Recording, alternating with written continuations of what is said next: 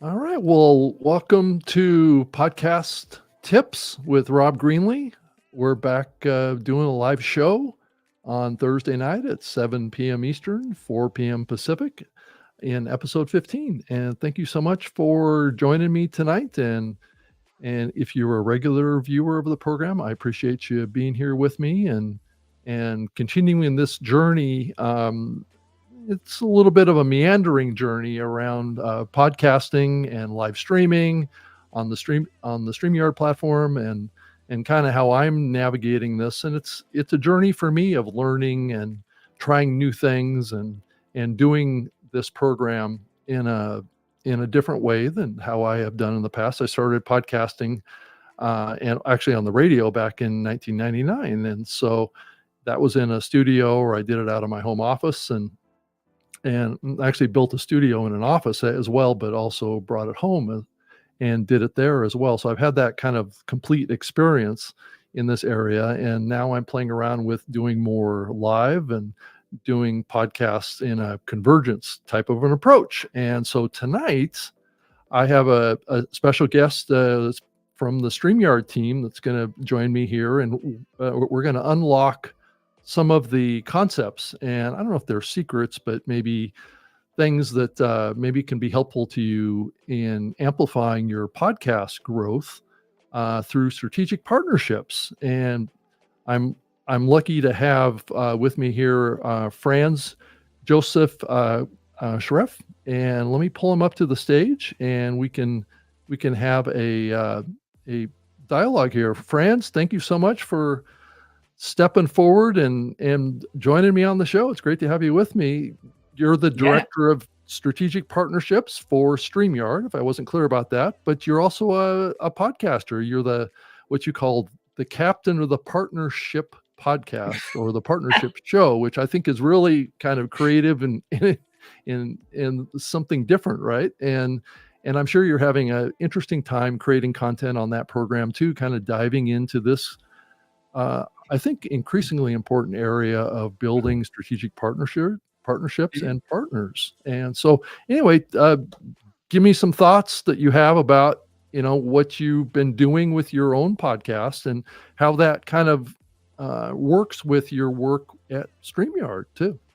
Yeah, definitely. First of all, thank you so much for having me, Rob. And if we are starting a couple minutes late, that's completely my fault. Yeah, because, no, it's fine. This is my first public appearance after having a baby. So it's been a month. Well, congratulations. That's awesome. StreamYard Strategic Partnerships Director, podcaster, and father now as well. Wow, that's a full deck, as they say. Yeah, full roster. Yes. I like to keep busy. Yeah.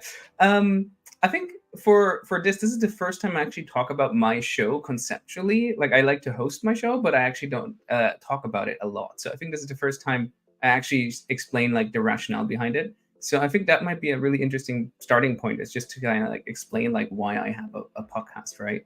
And how that intertwines with like my work in strategic partnerships with StreamYard as well, right? Yeah. Cool. So let me explain a little bit. So I started at StreamYard's parent company, Hopin, around 4 years ago. So 4 years ago, I started as, just a regular salesperson / special operations or special projects person at Hopin, which is a virtual events company. And that company grew from like around 20 people when I joined to over 1,200 people at the peak. So it saw a huge boom during the pandemic. And then during that time, we also acquired StreamYard, which is the live streaming company that we actually use right now to produce this live stream. And what happened is that after the pandemic, we saw that virtual events were not as popular anymore as they were during the pandemic. So during the pandemic, I'm sure every one of us here in the audience probably attended a virtual event of some sorts, either on Zoom or maybe on Hopin, where you had like, TechCrunch Disrupt, for example, host events on our platform, or other big conferences, which used to be in person, were all virtual. And these events all went back in person, or most of them went back in person. And so as a company, we really prioritized live streams and focused on StreamYard, because that's a big market for us and it's really growing really fast. A lot of people are using StreamYard to connect with their audiences. And then also what we started to see is that a lot of people might not go live on StreamYard, but they might want to use it just to record their podcasts. And so it's basically like a podcast is basically like a live stream, which you don't actually publish live, but you actually edit it and then publish it afterwards. But that is pretty much what a podcast is. So there's a really nice like overlap between the two like use cases. And so when I then started focusing more on StreamYard, like around a year or a year and a half ago, I did something which in the startup world we call dog fooding. And the idea here is that you really need to like start using your own product. The story behind it is that apparently there was this like CEO of a dog food company who went on stage during a company all hands and said, we need to love our own product and use it ourselves. And then he ate like a whole can of dog food. That's why it's called dog fooding. And so I felt like the only way to actually like really understand what our creators go through is to create my own show. And I dabbled in podcasting before, like back in like 2019, I used Anchor. I don't know, like, you know, if you ever use it yourself that much, but I thought it was really cool because it was so easy to like, you know, create a podcast. Like I just put a phone in the middle between me and my friends, and then we would interview like each other and like upload that. And of course we got no views. So this time I was a little bit more ambitious on trying to figure out how to get some views for my podcast as well. Yeah. And I realized that if you have 0 like followers for your podcast in the beginning, it's really hard to get anybody to pay attention. But I had a couple of thousand followers on LinkedIn. So I was like, okay, there's something here to work with, right? There's something I can do with these couple thousand followers. And then what I also realized was that a lot of these people that I connected with were partnerships people, because I work in partnerships. And so the job of partnerships is often to connect with other partnerships folk and like figure out what you can do with them. And so that was great because I realized like, okay, I have a couple thousand people and a lot of them are in partnerships. And there isn't a lot of other partnerships content out there. There certainly isn't like a recurring live show on LinkedIn where you can actually go in and ask questions yourselves and like learn through that. And so that was a great like insight for me, where I was like, okay, last time the podcast was just me and my friends rambling. This time I actually want to like have an audience, and I also want to focus on a topic which is niche enough that is actually relevant to people. And so that's kind of like how the idea of starting a live show or a live podcast around partnerships came to be. And then the partnership was just because I was incredibly lazy. And so I felt like it would be great to just name it something which was really straightforward, like the partnership. And then I realized that we could split that out into 2 words. And I was living in the Caribbean at the time. Like I was wearing my Hawaiian shirts all the time. So I thought it would be cool to make it nautical themed. So I actually have a little captain's hat. Sometimes I wear it on the show. Or the captain of the partnership. Well, it's a terrific analogy to what really partnerships are all about. And that's getting people all on board with what you're doing, whatever that is, and building, you know, contextual and relevant relationships with people. And if you get them on board the boat, maybe there's more potential of collaboration that can be had. And I think that's a terrific analogy. So I was really attracted by your concept of it, because I've spent years being like a VP of partnerships at some of the podcast hosting platforms that I've worked with in the past, and kind of doing a lot of outreach to podcasters. So really, in a lot of ways, the work that I've done has been around partnerships with podcasters and partnerships with technology companies that are providing technology that can help podcasters. So that's kind of the genesis of kind of my career over the last 20 years or so, is creating content and building partnerships and relationships with podcasters. And increasingly that spectrum is expanding into just content creators just in general. As I think about StreamYard, this is a tool that is tapping into kind of like the current zeitgeist of what's happening with the content creator economy right now, of thinking about content in a much more complete way, not so much fragmented concepts, right? Which that's where I feel like podcasting came from, was more thinking of it as a, if I think back like the last 5 or 6 years, thinking of it as more of an audio medium only, right? But increasingly that is something that's changing, and people are perceiving podcasts to be quite different than how they were maybe seen 10 years ago. But prior to that, podcasting was very heavily involved in video. And I've talked about this a lot on this program already, but the history of podcasting is both. So we just happened to move away from the video side because YouTube started, and all those creators started publishing their stuff over to YouTube. So So I think it's an interesting time, and I'm a big proponent of partnerships. I love the concept of it, and I think podcasters can learn a lot from you and and me too, because of our focus on partnerships. But before we dive any further, I wanted to mention to everyone listening to this that we're going to have a giveaway at the end of the program for some StreamYard merchandise, and I'm wearing one of them. It's a StreamYard hoodie, and then Nice.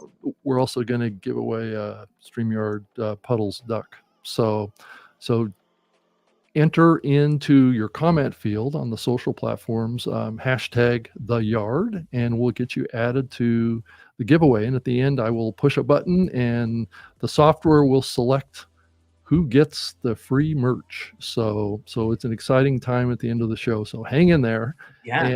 and we'll get to it. This is a common thing with StreamYard, and StreamYard has a giveaway tool that's available to all their customers or all their subscribers, that they can do the same. Yeah, So exactly. yeah, so it's a powerful tool, and I'll show it to you when we get toward the end of the show, and you can see how it is, and I'll share the URL to it, and so you can do that with your own program. But anyway, Franz, let's kind of dig into the meat here of this topic. And I know that the comments and the questions keep flowing in, and it's always a challenge for me to keep up with it, because it's this StreamYard channel, and the community is such a dynamic community of people that want to learn and want to connect, and it's always an energetic thing for me. And so when you do your partnership show that you do, are you doing it live, or are you trying to pre-record? Just curious, just kind of set a baseline of what you're doing with your own show. Yeah. So I personally create a live show, and I think the difference or the reason why is that there's almost too much content out there. That's like my hypothesis, especially with AI now. Like, it's so easy to create content, and there's so much just like a flood and onslaught, that I noticed that with a lot of people, like, if they say they're gonna watch it at some point or they're gonna listen to it at some point, it never happens, because there's always a new piece of content coming out, or a new demand, or something else that they could do in that time. And so by having a live stream, what you actually do is you schedule that they should watch this piece of content. You're like, hey, at 12 o'clock today, we're all going to watch this live show together, or this podcast together. And that's a great way of getting actually people to pay attention. But then what I really like about it is that a lot of the best questions actually come from the audience. Like, I do a ton of research. I do 2, 3 hours or 4 hours, maybe even, of research, where I read every single blog post my guests have ever written. I watch every single, webinar they've ever done, every single podcast they've done. I listen to it, because that's how I get my questions. And then one of my hacks for my live show is that I later, when I interview the guest, send him the questions plus all the research I've done. So there's normally an 8-page document with all the questions and all the research I've done, because it shows the guests that I put so much effort into this show, that I really want to make it successful. And then in return, the guest is a lot more bought in to actually make the show successful, because I've put so much effort into it. And so several of my guests afterwards said to me, I think the most impressive thing was actually just the amount of effort that went into each show. And as an audience member, you don't see it. You don't necessarily know that this show is so well researched. But for me personally, that was a really big growth moment, because I actually then got myself to spend 4 or 5 hours reading partnerships content, which, I love partnerships, but sometimes it can be a slog to read all this partnerships content. So it was good to have that that dedication and that motivation, that okay, I'm going to interview the person who wrote this blog post, so I might as well read it very carefully, so I can actually ask some really smart questions. And so that was the motivation behind doing it live. And then the other reason why I did it live was because it's on LinkedIn, and so I have my existing audience there, and maybe even more importantly, I have my partners there. And so a lot of our biggest partners at StreamYard might be a Facebook or a YouTube or a LinkedIn itself. And these people, they might not, have a weekly interaction with me, but maybe just monthly. And so one way to keep top of mind for them is that every 2 weeks when I host my show, I invite all my partners to my show. And they see my notification in their connections tab pop up as Franz invited you to this show. And then they, have immediately a reminder oh yeah, there's this person at StreamYard who works on XYZ. We should follow up with them. This has worked several times. But then even better, sometimes they come to the show, and then when they watch my show, they actually see how StreamYard works. They learn something insightful from this podcast about their job, which then in return creates an even bigger piece of share of mind in their head, that, you know, StreamYard is awesome, podcasting is awesome, and hopefully Franz is awesome as well. And we should work more with him. Yeah, I think that's a terrific concept. You know, and this concept that you're tapping into, and I think this is the real power of the concept of partnerships. And I think it's more of a mindset than it is really anything else, is that it can really have a significant impact on elevating your show's reach and quality, just like you said, and impact on individuals, right? And I think we get caught up on this broadcast ideology when it comes to, you know, at least some content creators are still locked into that ideology instead of thinking about individuals, right? And thinking about when you're speaking to your audience, or you're speaking to, you know, use terms to refer to an individual, like this particular person, or build that connection of trust, because you're speaking authentically and you're speaking real, but you're also doing like what you're doing, Franz, and that's doing that deep dive on the contextual quality of the content that you're doing that is really relevant to your audience. So you're really focused on trying to build value, and that translates into growing, I think, a community of people. And it's not so much about the number of people that you have. It's really, I believe, more about who they are, right? And I think we're moving into an era with media, online media, where who's listening becomes more important. I think this is where the future is. It's who's listening becomes more important than how many. So, 100%. I think for me personally, this has been like a really, really important lesson, because what I learned through, you know, trial and error is that actually partnerships is a pretty interesting and lucrative niche as well. Like, I will maybe like not get like 1 million people to watch my content, because partnerships probably isn't that popular. Like, it probably can't serve a market of like 1 million people. Like, people want to watch Mr. Beast and stuff, but most people who watch Mr. Beast content, no offense, they're like 12-year-olds. right. And 12-year-olds probably don't have that much money. They're probably not going to like, you know, help you advance your career as much. And so in order to capture a lot of value, you need a lot of 12-year-olds. But if you want to like, you know, close like a large deal for your company, maybe you only need like 100 people to watch. If these 100 people are all partnerships people at the right companies, then that's perfect, right? And so generally, like, that has been a really insightful lesson for me. And then another one has just been the people you get to meet. So I think in terms of like priority order for me, like where I see the value from my live show, especially when you don't have an audience yet, is number one, like just the research you do on your guests is like phenomenal. Like, that in itself is super valuable. You don't even need a show to do that, but it's great to have the interview as like a forcing function to actually like start researching. Then after that is like just the people you meet. Like, when you think about like a niche or like a topic for your podcast, I think the most important thing is to just ask yourself, like, who do I want to meet? Who could I spend like, you know, hours of my time with, just talking and just like, you know, bantering with? Because that's probably like a right indicator that this is something you want to actually like do in the long run as well. If you just do something where you like interview your friends, after a while, you're just going to lose interest, right? You want to like have a topic which you're so passionate about and like people that are so interesting that you kind of actually stick it through for like the next year or two. And then the third is the community you build. I think that's something which a lot of people overestimate. Like, a lot of times people ask me like, can I live stream if I don't have an audience, because nobody's going to show up and it's going to be so embarrassing? Like, nobody cares. Like, literally nobody cares. Like, my first live streams, like maybe I had like 6 people there or something like that. It didn't matter. Like, the guests didn't care, and the audience actually thought it was cool that there were a few people because their questions got answered. And then over time you build momentum, and now like we have shows with up to 600 people watching, which is phenomenal, especially in this small partnerships niche. But that takes a lot of time. That takes like at least a year of like showing up every 2 weeks in order to build that kind of community.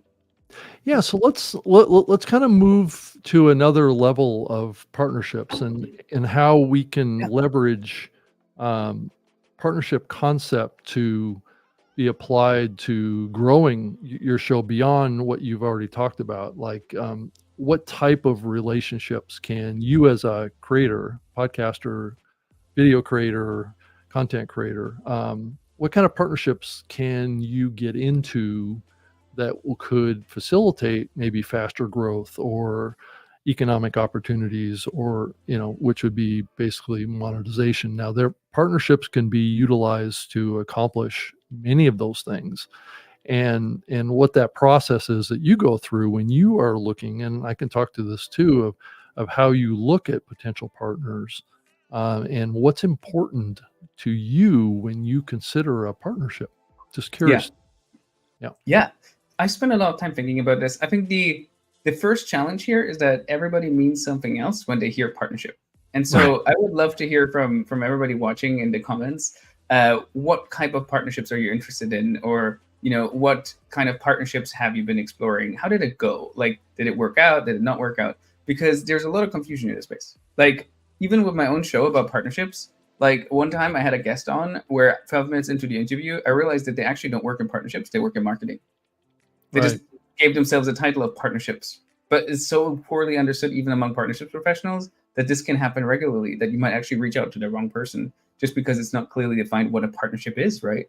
Yeah, it can oftentimes be a definition to describe even a salesperson, right? Yeah. It can be, which is kind of a different thing, right? And some of the roles that I've had is, like a VP of partnerships at podcasting companies, is that I would be trying to establish partnership with maybe Apple Podcasts or with Google Podcasts or with Spotify, or those are the kind of partnerships that I was thinking about.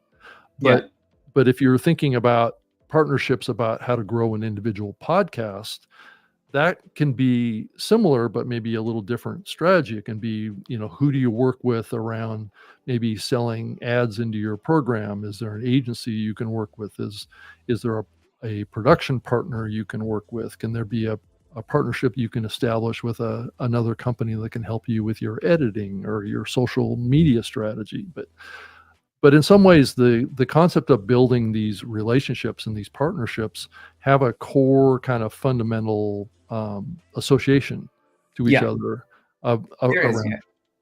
And what are some of the criteria that you expect to see before you proceed in a partnership? Yeah, definitely. So in my mind, like a partnership would be defined as a collaboration between two groups or people, which leads to a competitive advantage for them. So what that means is that there are tons of different podcasts people can listen to. How does this partnership help you get more of the attention of your audience, right? How does it help you find more audience members, make more money, whatever it is? How can it help you compete better against all the other podcasts out there? Because ultimately it is a competition. Like, we're all competing for time of our audience members. And then we're also competing ideally for money of the sponsors who want to like pay for podcast ads, etc. as well, right? So it's really just about, like, in a way, winning in that competition. And so partnerships need to help you to win in this competition. That's why it's important to like differentiate partnerships from like a sales deal, for example. Like, that's my favorite, like, pet peeve is when salespeople say like, hey, I have this partnership opportunity. And in reality, they just ask you for like $10,000. Because that's not a partnership. Like, they're just scared to actually say, hey, I'm trying to sell you something, which I don't think you should be. Like, if you sell something of value, it's completely fine to say, hey, I'm selling you this. It costs $10,000, but it can make you $100,000. Then I'm listening. But if you say partnership, what happens is that it gets funneled to the wrong person, probably me in our company. And then I look at it and I'm like, well, this is not a partnership. Like, you're wasting my time and your time and everybody's time.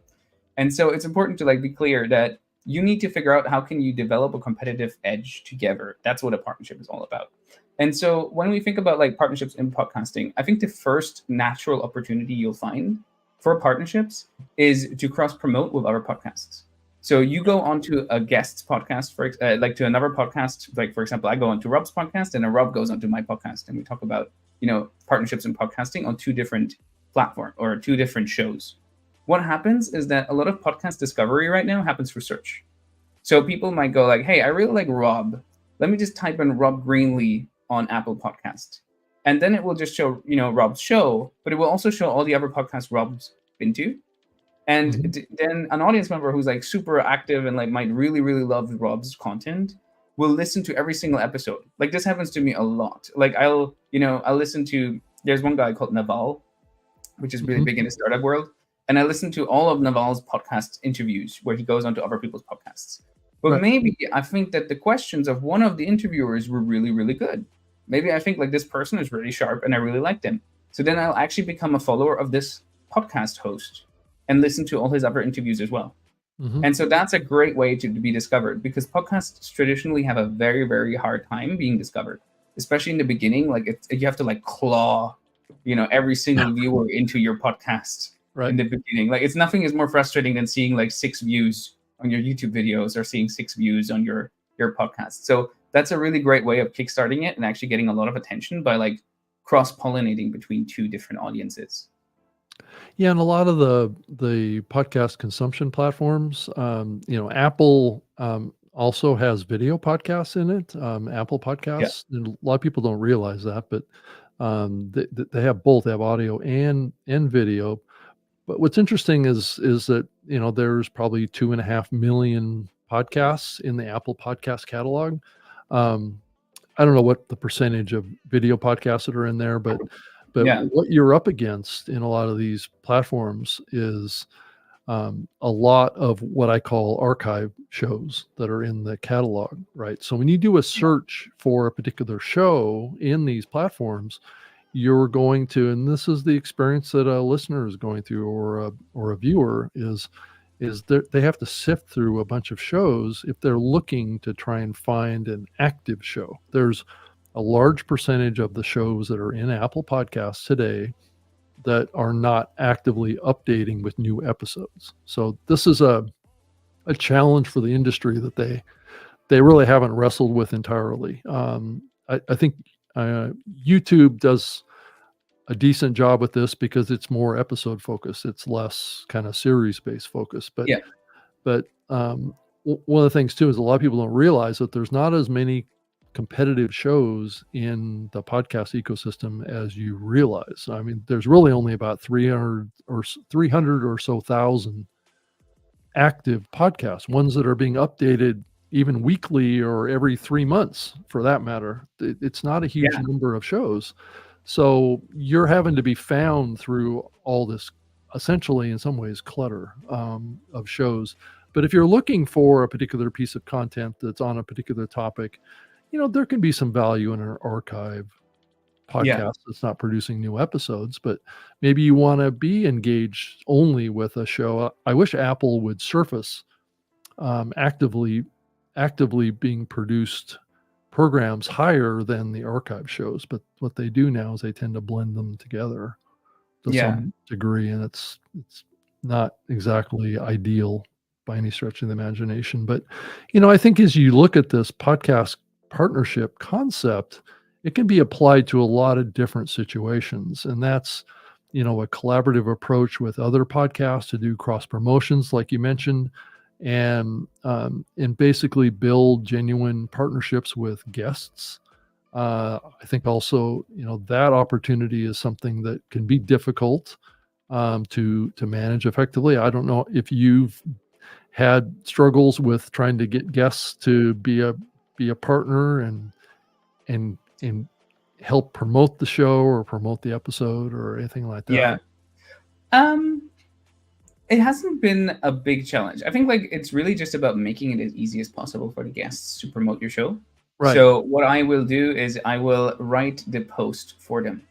So I will go like, so you're going to do all the heavy lifting. I'm going on this live show with Franz, whatever. Here's a link. Give them an image, etc. Like I'll do all the heavy lifting for them. So really, what they just need to do is copy and paste that, and then click send or post, and that has helped with just getting guests onto the show, like with just getting more viewers onto the show, and like also getting new people like to be introduced to the show as well. Because a lot of my guests are creators, but they're not podcasters, they're not live streamers, which is actually an opportunity for me because I'm not even like stealing any attention or stealing anybody's like viewers. In reality, it's just I'm introducing viewers who normally read like text-based LinkedIn content to live streamed content, and a lot of them will stick and will just enjoy this mix of formats as well, and then watch shows afterwards as well. But the most important part is to make it really, really easy for your guests to cross promote. I think generally like the secret to success in like podcasting, but pretty much everything content creation, is to not be lazy. Like ask yourself, like, what can I do to make everybody else's life easier? Yeah, right. Like, work as hard as you can to make everybody's life so easy that they just need to like click send or like push a button or basically like answer the questions for them based on all the old content they've written already, so they don't even have to come up with like answers to their questions because you've done like 10 pages of research for them.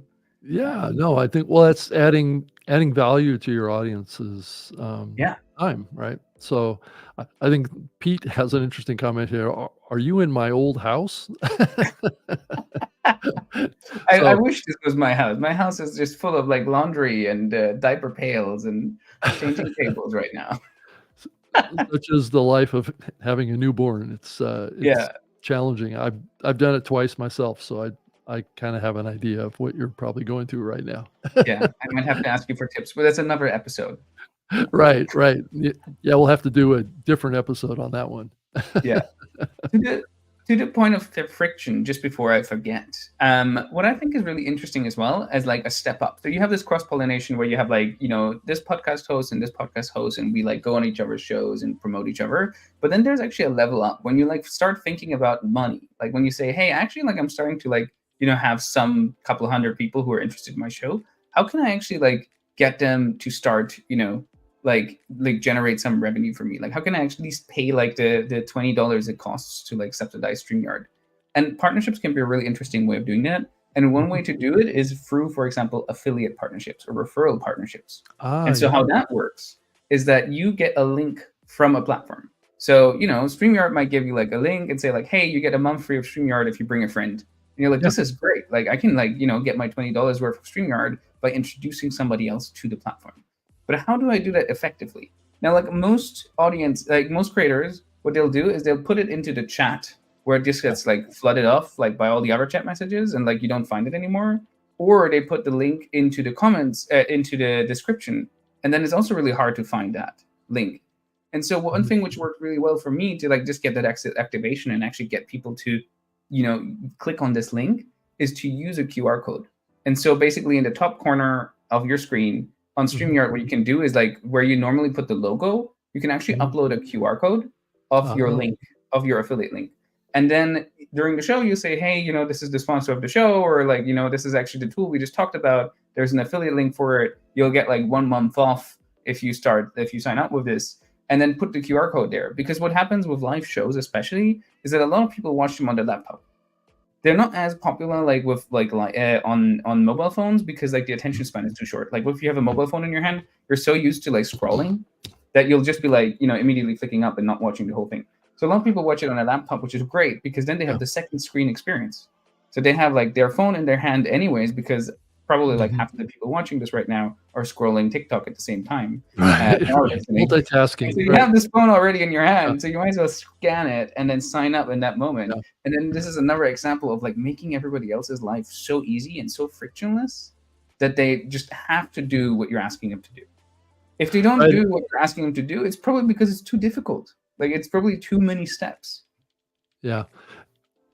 Rocky has an interesting question here too, and it's how to use a phone for virtual background. And I think I'm not exactly sure entirely the context of the question here, but StreamYard does have its own guest app. I don't know if you're referring to that. I don't believe it supports virtual backgrounds yet, but that may be coming in the future. But I think it's a little more challenging to do virtual backgrounds with a mobile phone, but I'm not sure on that. I don't know.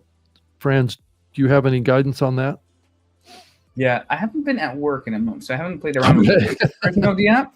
So I would have to check out the app again. Yeah, I don't think. I think with your phone, like what happens is that people don't have as much like white space around them. So on like like webcam, we have like 16:9, which means we have a lot of space left and right, which is space for virtual backgrounds. But on your phone, you might not actually have that much space. You might actually be like just closer to the device, which means also that like there's just less space for virtual backgrounds. But it's a great point. Like we'll have to look into that. Yeah, I think it might be something that an enhancement to that app at some point. Yeah, I do think though. Like actually, Charles, our friend from Barbados, just made a good point in the comments as well that the phone is limited, and I agree. I think if you're gonna sit down and do like a live stream for like an hour, I think it's just like setting yourself up for success means to actually sit down and have a good laptop and have a good camera, etc. Like don't half-ass it. Don't be lazy on this one. Like you're gonna spend an hour recording a piece of content, you might as well spend 5 minutes on making it looking good.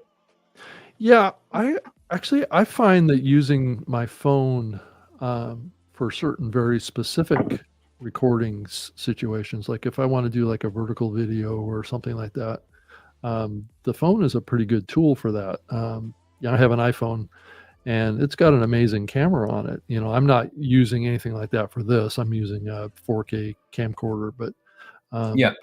but for this type of a program, I've got a teleprompter, I've got all these screens around me and all sorts of stuff. So, you can go all crazy like I do with this. Of course, I've been doing podcasts and doing live shows for, like 20 years now. So this isn't something that I'm new to, and I built up to this over many years. Like I've got a Rodecaster Pro here that I can play audio, and it's got all this voice processing built into it and all this stuff. So you can really go crazy with this stuff.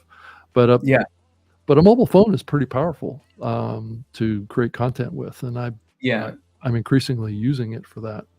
Yeah, I think my comment was more referring to like if it's an hour-long live stream or an hour-long podcast, like you might want to put more effort into it. I think there is definitely a case for it, and that's, for example, if you want to like record like a 1-minute update for your followers on social and just let them know that your show is happening, or just like a quick summary, then I think it's kind of good to actually use your phone, because it's very authentic, it's very raw. It's like, oh, I'm doing groceries right now and I'm actually like recording this video. Like that's, people want to be part of your life, and so I think that's the message you're conveying with that. Yeah, I probably need to think a little bit more about that myself. I'm doing so much content online now too, just in regular shows that I'm doing right now. Just this week, I'm doing like 6 different presentations and shows. And I mean, most of them are live, some in person, some online. And it's like, how much content or how much time do I have to actually do everything? But I think you have a good point though. I think frequency of publishing and frequency of creation is important in a variety of different formats. And I tend to produce a lot of content in a certain format, but not a diverse mix of formats. And that's probably a weakness that I have. And I've been for years an audio podcaster. So, me expanding into this area can be a little bit overwhelming to some degree, but I'm open to learning new things and trying different methods, and that's a powerful thing too. So as you think about building community with even your own podcast, Franz, what partnership ideas might you bring to the table that can foster greater connections with your audience and better engagement beyond just what we're seeing, like with this program with comments and things like that? I know that there's like newsletters, there's deeper partnership type of relationships. Any ideas that you have that you can share with us? Yeah, so I think in terms of like building community, I think the way to think about it is that you should approach your podcast or your live show as part of a larger strategy. And so what I mean with that is that you basically need to think about it as snacks versus main meals. Okay. And so my community with this podcast has like a heartbeat, and that heartbeat is the bi-weekly live show. So every 2 weeks, the audience knows that there's a live show. It's funny that I say this because I haven't done one in a month because of the baby, but we'll get back into it. I hope everybody understands. Or weekly too, right? Or weekly. It doesn't matter. Like for me, it felt like because of the level of preparation I do for my show, bi-weekly was more sustainable because I also have, a job and other things to do. But I think like, every week, every 2 weeks is like a great rhythm to just put like a big piece of content out there, like a live show, a blog post, a newsletter, like something which people like, know for sure is going to come. And that's going to rally the community, because if they miss one, they know that they're going to see the next one in 2 weeks. And then in between, you want to make sure that you stay top of mind and also build excitement for the next meal. And that's through snacks. And so this could be like a LinkedIn post, a TikTok video, a YouTube short, a small YouTube video, whatever. Like all this could be like a snack that you send out to your community every day, ideally, just so you stay top of mind. And this is where, creating like podcasts with video is so powerful, because you have the recordings already, and StreamYard makes it really easy for you to clip them into like shorts or reels and also like short, like, 16:9 videos that you can easily put on your YouTube, on your LinkedIn, on your Facebook, wherever, which are basically just clips of your show. And so what I like to do is, like, after I do like a half an hour show, I'll go in and like rewatch the whole show. Like, I use StreamYard's marker feature, which is really helpful. So I can actually like spot already, like during the show, oh, this is going to be a good clip. So I click B, and then it like puts a little marker in the video. So I know, okay, this is like a thing I want to clip later. And then what I'll do afterwards is I go in, clip all these videos. I get normally like around 4 to 5, which is basically a week's worth of content out of like the show. And then I'll like write mini blog posts or mini LinkedIn posts just with a lot of text about the video. And so people who don't want to watch videos, they can read the text. People who want to watch the video but don't want to read the text, just watch the video straight away. But that's a great way of like just staying top of mind and actually like giving your guest more screen time as well. I think a lot of people, like to the point of like Kodaks as well, like some people will be lazy again and they will record their podcast and they go like, wow, I put all this effort into this, now on to the next. But there's actually a lot more mileage you can get out of that episode. Like you can create a blog post around the episode, you can create short form video out of the episode, you can put it into your newsletter. Like there's so much mileage you can get out of one single episode you record that it would be a shame to not do that, because you already done the difficult part. You just need to do like the tedious, like, editing part, which nobody likes editing, but it's really easy to all the AI out there, and also tools like StreamYard where you can use markers and stuff like that. But that's really where you set yourself apart by not being lazy again, right? By actually doing the work of like repurposing your podcasts. I know people who have like 100 episodes on their podcast in partnerships in my space, which I totally would listen to. And I only found out about it when I was like the 101st episode, the guest, because they don't promote it. They don't like tell anybody about it. They might go like, oh, on LinkedIn, like, hey, here's a link to my podcast episode, and that's it. But I don't have like, you need to like sell me on this podcast episode. Show me the 2-minute clip, which is so good that I'm like, oh, I should really spend the next hour on this. Don't just go like, hey, there's an hour-long episode, and like you should maybe watch it. Like, I don't think this is gonna be worth my time. How do I know? You need to like sell me, like create the trailers of the episodes.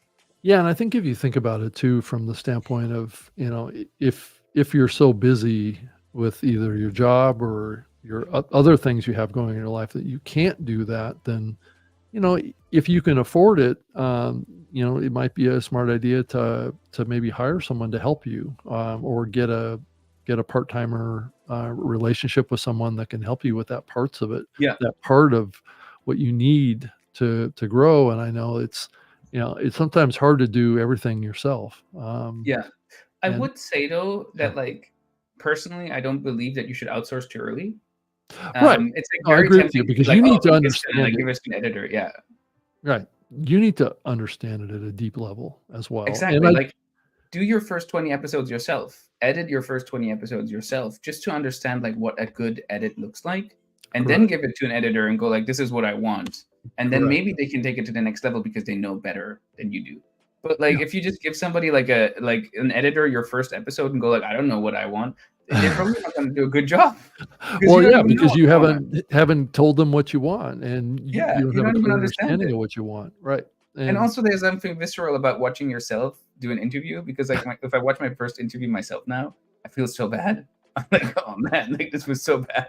But it's really good because you're like, okay, I say the word like around 900 times per hour in my episode. Like I really need to watch out that I don't use the word like and like so often. And so it made me a better interviewer by watching my old episodes and realizing just how often I use these filler words.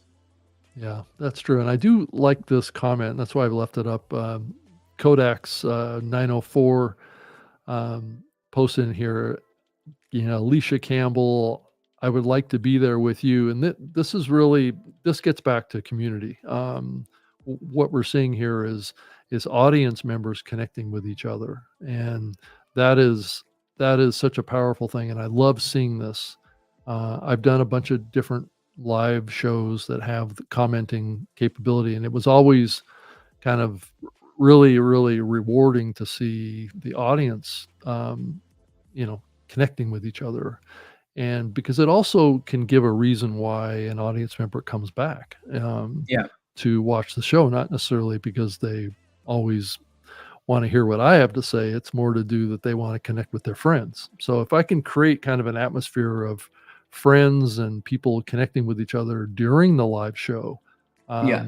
And then establish friendships outside of the show. And I've known many content creators. Actually, Danny Pena was on this program, who's a longtime podcast. He's in the Podcast Hall of Fame and has built this huge community around gaming. So yeah, I first met Danny when I was working on Xbox many years ago, and he started podcasting and doing podcasts about online gaming and the console gaming industry.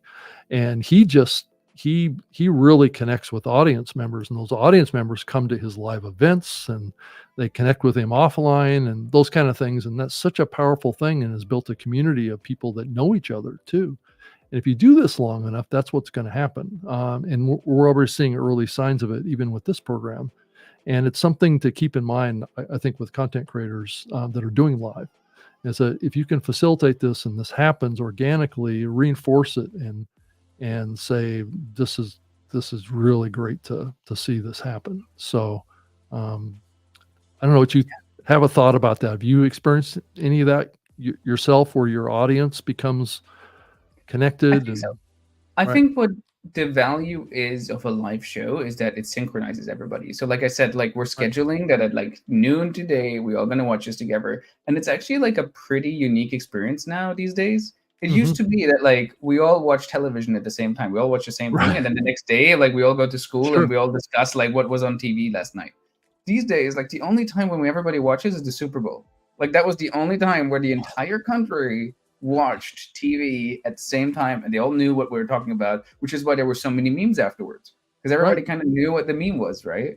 But that doesn't happen that much anymore. These days, everybody's feed is like personalized. They're like all like tiny 60-second videos and stuff. So I think there's really something magical about using live streams to have this reason to come. Like the idea that the reason why you show up is like because of the interview, but in reality, the reason you stay is because of all the side chats which go on in the comments and all the people you get to know, and like seeing yourself on screen and then other people answer to you, etc. Like that's really the magic. So really, as a creator who does live streaming, you're more of a community organizer than you are a traditional creator. Right. And it's also it's a delicate line, right? Just like with Britt's comment here about would really like to use a third-party microphone via the phone, also instead of only being able to use the Apple products with my iPhone. I think it's a very indicative question of a lot of things that a lot of creators struggle with is should I get a better microphone for being able to use with my iPhone? And my comment to that is that maybe yes, there's nothing wrong with that. There's plenty of really good ones from Shure that just plug right into the lightning port that can give you terrific audio in there too. But it's true that the headphones that come with a lot of the iPhones have decent microphones in them too. So but it's just one of those things. It depends on what you want to accomplish with your show. If you want to, the issue with recording on the iPhone is what's the environment that you're recording in is the question. Is it one that has echo? Is it, what's the sound quality of that environment around where you're doing it with an iPhone? Increasingly, we're seeing technology come out that can remove a lot of background sound. And I'm kind of helping a couple of companies work on that technology, and that's certainly coming increasingly to recording platforms. Is that noise reduction and all that stuff, and even StreamYard has some noise reduction technology built into the platform as well, and that's really tapping into the current where we are right now with content creation. So, any comment about that? I'm sure you did that relationship, or it's kind of an internal thing, I thought. Right. Yeah. So I will have to look into Britt's comment, because she said that the external microphones don't work on mobile with StreamYard. And so that's something which we definitely I'll give that feedback to our audience. I mean, there's a lot you can do. Like, I think one of the comments was that, you need to have like a certain amount of money in order to buy all this equipment, and it's kind of hard to start. There are a lot of hacks you can do. Like, I remember like when I started my first podcast, we just built like a pillow fort basically out of blankets, and that created like a really good atmosphere to record. Obviously, I would not recommend you to turn on your video if that's how you do it. because it would just be a video of you in a pillow fort. But this is like really easy way. My wife, when she recorded a podcast, like what she did was she put a sock over her iPhone, and I thought it was the most ridiculous thing. But then when you heard it, the sound quality was so much better than if you just use your iPhone itself, because there's just a lot less reverb, etc. And so there are creative ways, you can Google them, to like just improve your quality, like improve your video. Like you don't need a good camera necessarily. It's actually enough to have the MacBook camera, but really good lighting. And you don't need like fancy lighting. You just need to have a good window. Like just set yourself opposite of your window and you have like perfect lighting. It's like really smooth and you can just use your MacBook camera and it all looks great. You don't need to like, spend a lot of money to like get started with like good audio and good video.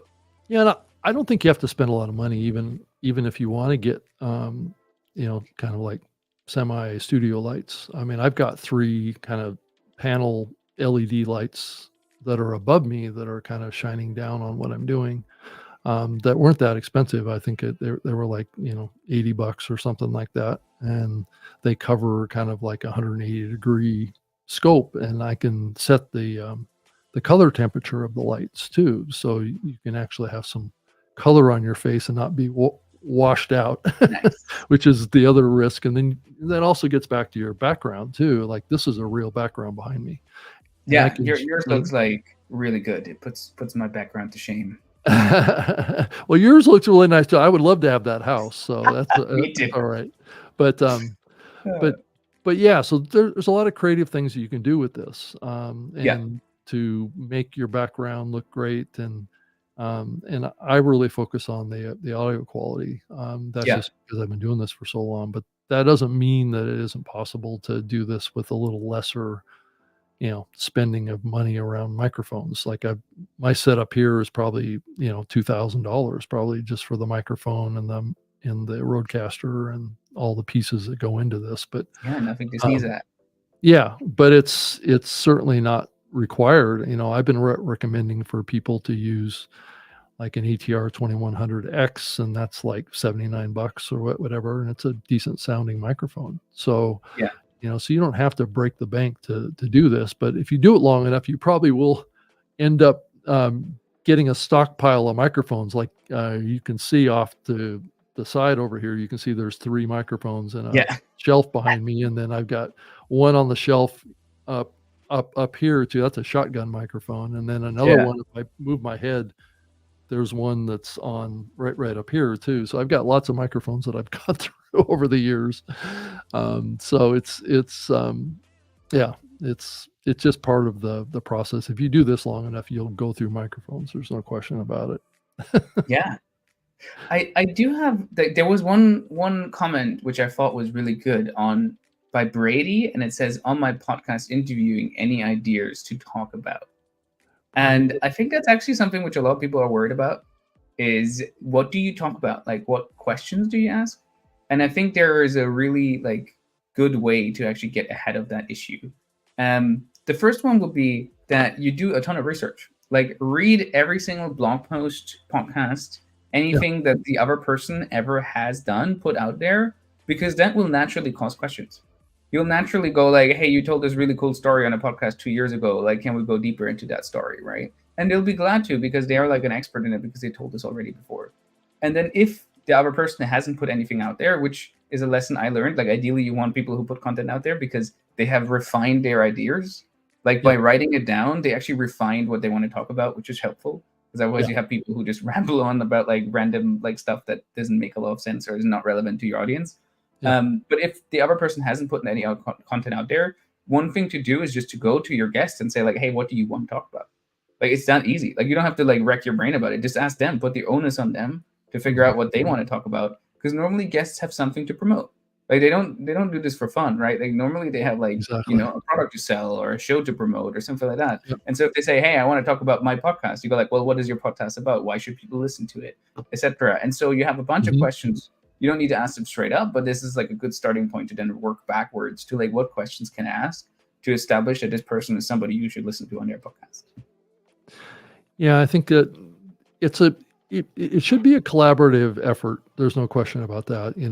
There's people out there that will tell you that, do a pre-interview, conversation. And there's other people that will tell you, don't do a pre-interview conversation. Just trade some ideas back and forth and just keep it natural and organic. Because if you're not skilled at being able to do both, right, to have a pre-interview and then have that interview come across as kind of like authentic and real versus contrived, because it could turn out that way. If you already know the answers to what your guest is going to say when you ask the question, there's not as much inquisitiveness there. It's and maybe less listening to what the guest is actually saying, and then being able to kind of move on that.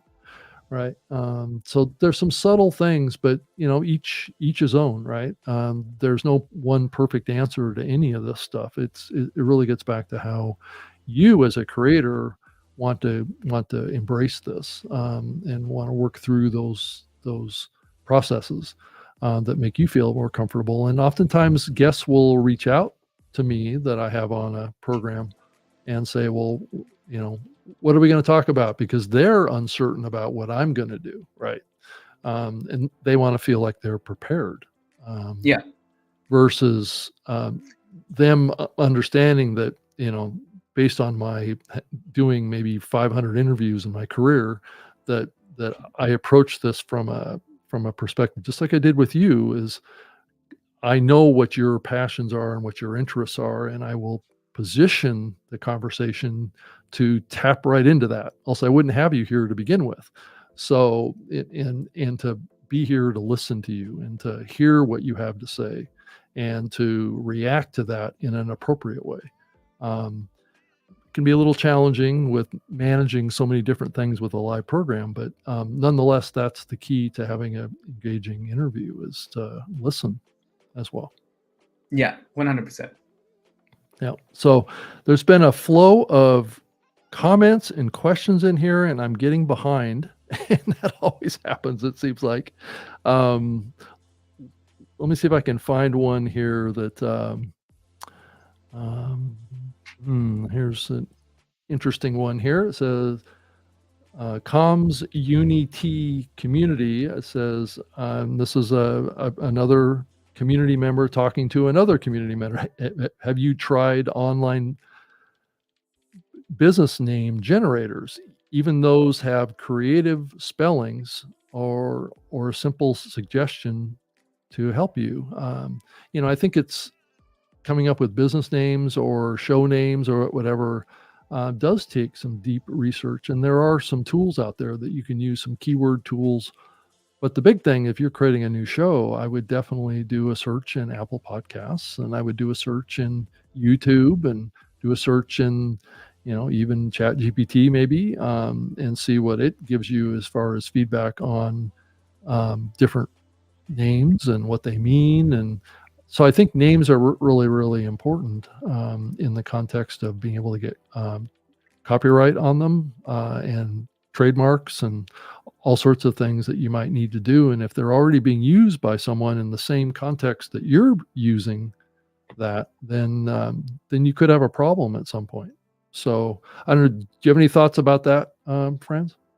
Yeah, I think names are actually not that hard once you know what they should do. Right. And so I think it's more important to figure out what your show is about. Like, what is your niche? Right. Like, what are you going to talk about? Who are the people you're going to interview? What is the group of people you're going to interview about a certain topic, right? And then once you define that topic into people really well, it actually becomes easier to just kind of figure out how can I tell people that this is what the show is about? Just, my show again is it's called The Partnership because it's about partnerships. And so people should read the name and immediately get this is what I'm talking about.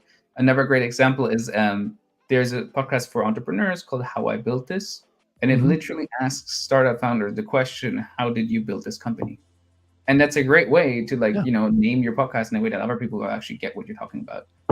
So you need to really know, just your audience and your topics, and then the rest will follow.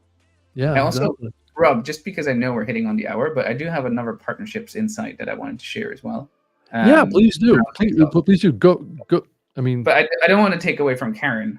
Well, Karen, yeah, I wanted to bring up Karen's comment here. I've hired people, and as a 71-year-old senior, her virtual assistant has helped her hugely, I guess.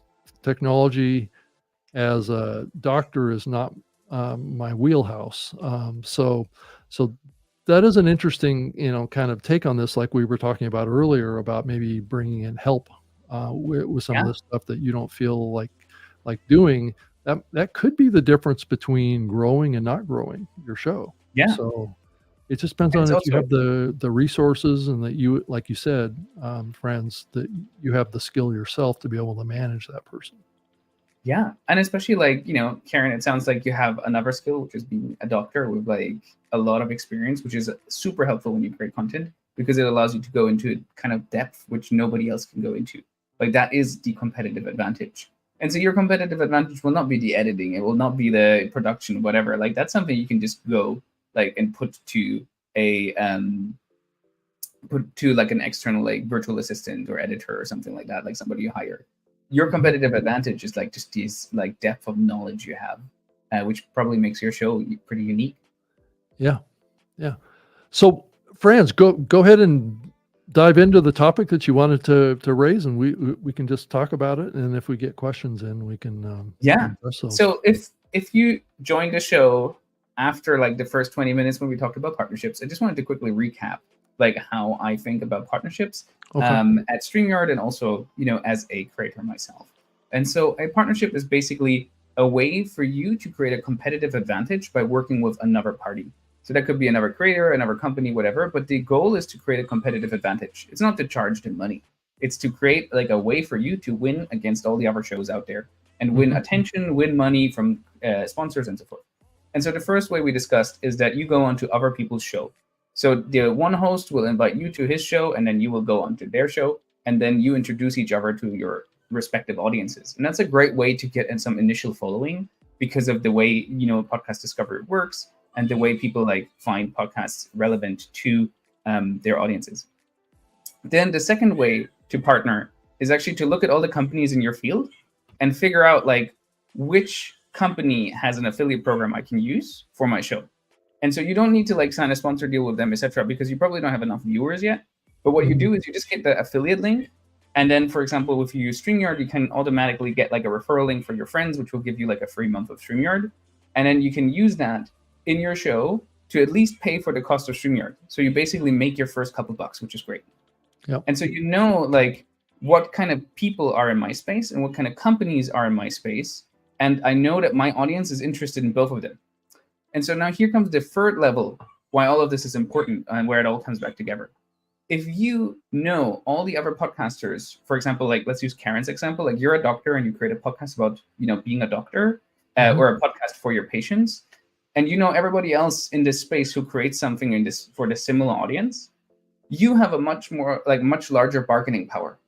So if I go to company with my 600 people watching my show and I say, hey, I am Franz, I have 600 people watching my show.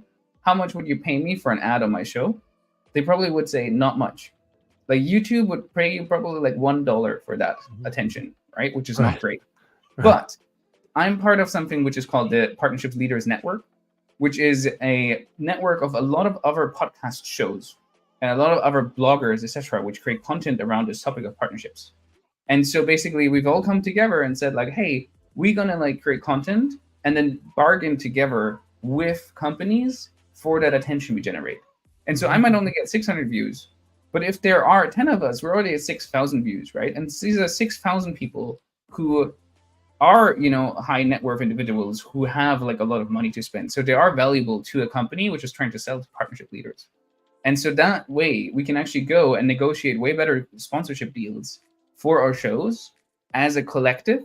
And that is our competitive advantage. Like our advantage is that we together have a lot more to offer than each one of us individually. And so it's kind of classic, like 1 + 1 = 4. And the way to make the sales pitch even better is if you have existing affiliate referral relationships with these partners and with these companies. Because if you go to a company and say like, hey, I can like, introduce you to my audience. We don't know how it's going to work, but, take a bet on me. They might not be very happy with that pitch. But if you say, hey, I've been an affiliate creator of yours. I generated over 100 signups for your software. and I can like actually like get you more if you like start sponsoring me, and I can weave you into all of my promotions. They might be like pretty keen on you doing that rather than you going to their competitor. Like if you have then the option to say like, hey, I generated 100 leads for you, and you know, I can do the same for your competitor if you don't give me like a sponsorship deal. They're much more inclined to like sponsor you as compared to like, you know, somebody who they have no experience with and who doesn't have a lot of like, you know, bargaining power with them. So that is my tip on how to like create a free step approach to like up your podcasting game with partnerships.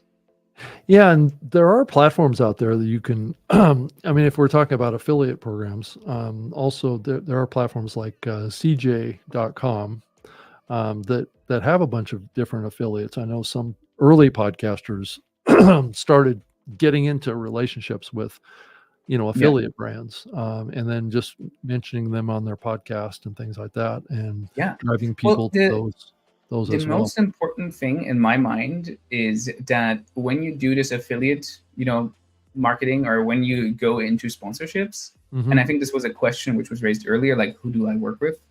You should you should absolutely prioritize tools which you personally use. Correct. Because this is all about you can give testimonials that actually have some validity behind them. Right. Yeah, exactly. Like it's all about trust with your audience. Like, why are you recommending a tool to your audience that you don't use yourself? Right. Does that mean that you're just doing it for the money and you're basically a sellout? And you don't want to sell out at all. Like you never want to sell out. Some people can do it. Like, you know, Cristiano Ronaldo with like 100 million Instagram followers, like he'll make a post which he doesn't believe just because, you know, it makes him a lot of money, and then he'll afterwards follow up with good posts. But if you sell out really early, like people will completely abandon you. And so the way to do it is that if you, for example, use StreamYard to promote your show, you should like use StreamYard as your affiliate partner, because you know the tool, you understand it, you like it, and it's very authentic when you promote it, right? And similarly, like, you know, with sponsorships, like if somebody says, hey, I want to like place an ad on your show, if you don't know them, at minimum, try to use their tool. At minimum, try to dog food it yourself, just so you understand like if this is actually something I would use myself. Because the worst thing you can do is like promote it on your show, and then your fans come back to you and you go like, hey, this tool was really bad. Yeah, they took a lot of money from me. They're really mean people. And you're like, well, like now I ruined this trust I had with my audience. Yeah, totally. And really the foundations of podcasting have been really built on what's called host read advertising, which is host endorsed type of baked in advertising is what really built the advertising opportunity in the podcasting space. So you're really tapping into a core kind of capability that's always been with podcasting that has really grown the industry, was that interpersonal relationship between the brand, the host, and the audience, right? It's the bond that is established between all three that actually make it so powerful.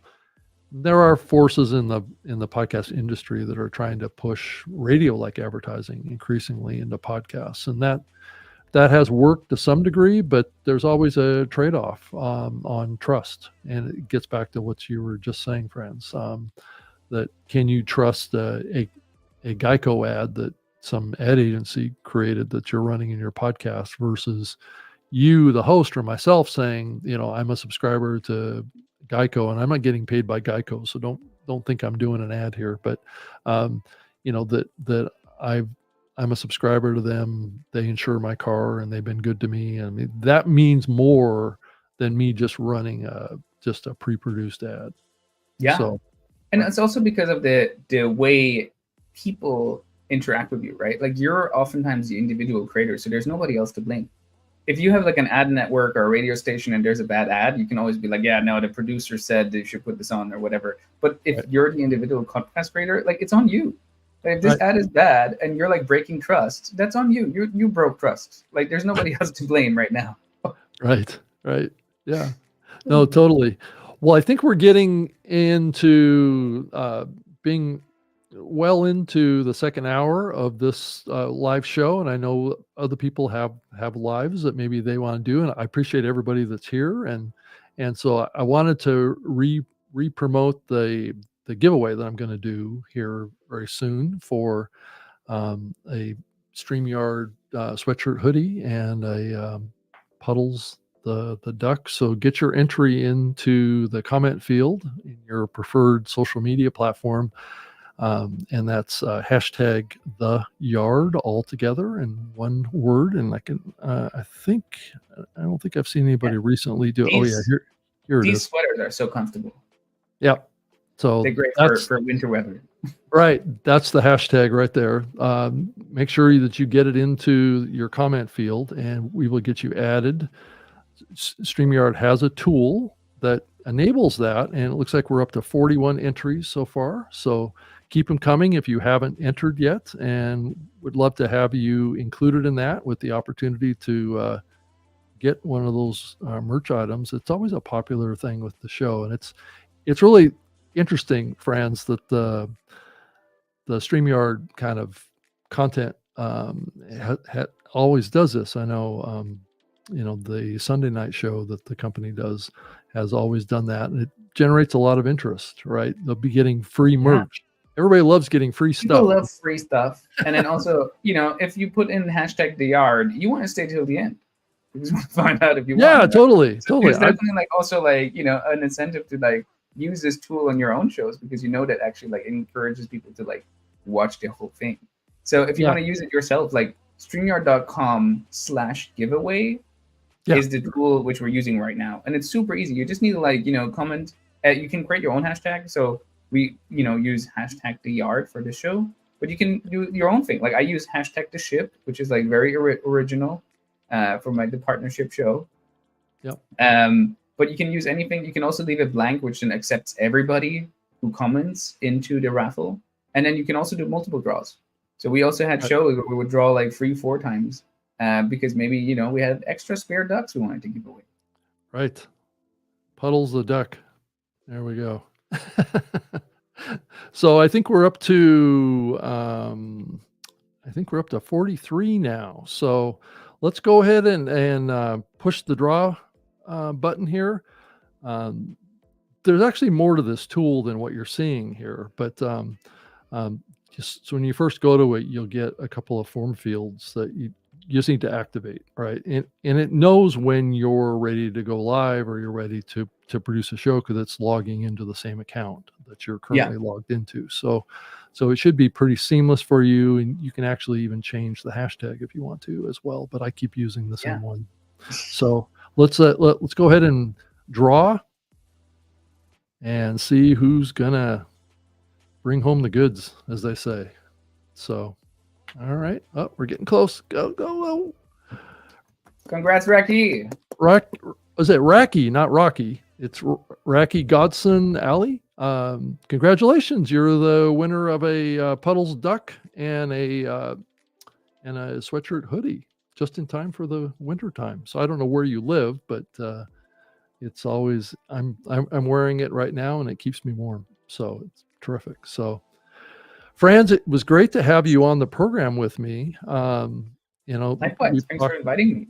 Yeah, we've talked many times, and I should mention here really quick to Racky that you need to send me an email with your sweatshirt size and your mailing address, so we can get you your merch. So get that over to me as soon as you can, and I will get it over to the StreamYard team, and we'll get this stuff boxed up and shipped out to you on the next turtle. So I'm just kidding. It'll be faster than that. So, but anyway, I certainly appreciate it, and thank you all for joining me. Let me look at the comments really quick and just make sure that we're not missing any really good questions or anything. Of course, they're all really good. I shouldn't say that, but I appreciate it. Another great show as always. Thank you so much for that. And it's the giveaway tools. It looks like it's a great tool. I've used it before. And it looks like they would like to have one or something. So keep coming back, and we'll keep entering the drawing, and we'll get you something eventually. It's just odds, right? Just a matter of time. Right.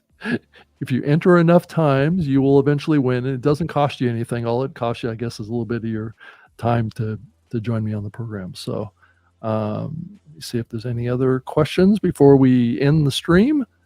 But I think we've got everything. We have a person thanking the winner, which is always a good thing. So thank you so much. And I know these long goodbyes are insufferable. So come back and join me on the show next Thursday at 7 p.m. Eastern, 4 p.m. Pacific. And if you're overseas, if you're over in Europe, it's kind of late, but that's okay. Watch the recording. Right, exactly. It's always on demand, as they say, on all these platforms. So thank you so much. And we're going to end the stream now. So have a terrific evening. And Franz, thanks so much. And good luck with the baby. And hope things go smoothly. So thank you so much. Good night, everybody. Bye, everybody.